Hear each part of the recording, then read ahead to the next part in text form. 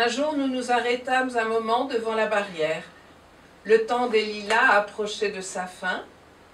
Quelques-uns effusaient encore en haut lustre mauve les bulles délicates de leurs fleurs. Mais dans bien des parties du feuillage où déferlés, il y avait seulement une semaine, leur mousse embaumée se flétrissait, diminuée et noircie, une écume creuse, sèche et sans parfum.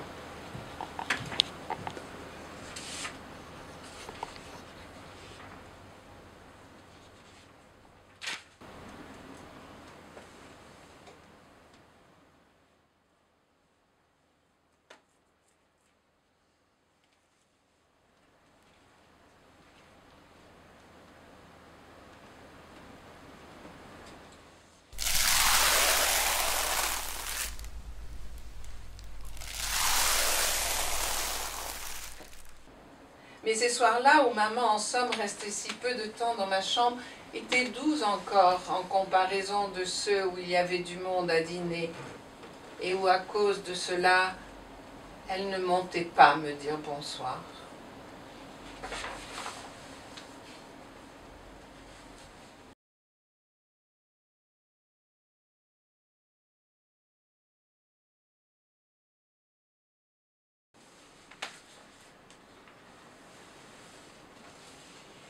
Longtemps, je me suis couchée de bonne heure.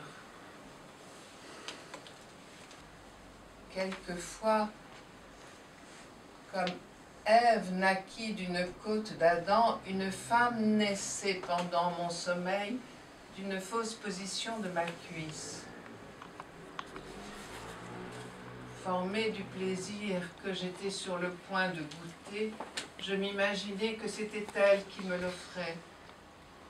Mon corps qui sentait dans le sien ma propre chaleur voulait s'y rejoindre. Je m'éveillai.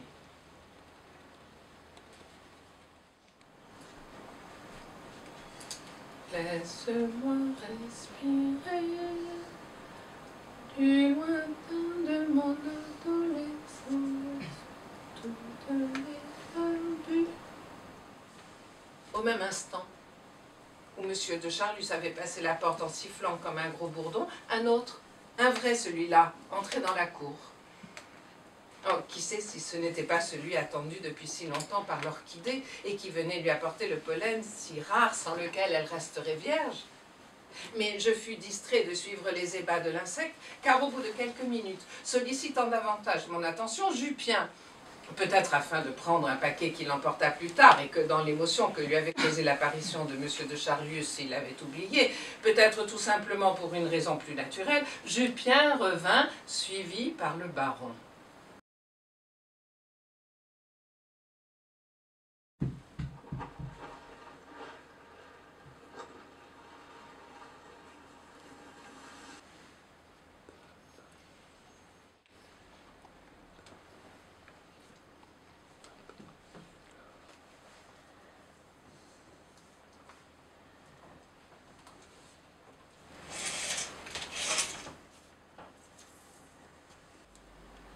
Une place, au contraire, prolongée sans mesure, puisqu'il touche simultanément, comme des géants plongés dans les années, à des époques vécues par eux si distantes, entre lesquelles tant de jours sont venus se placer dans le temps.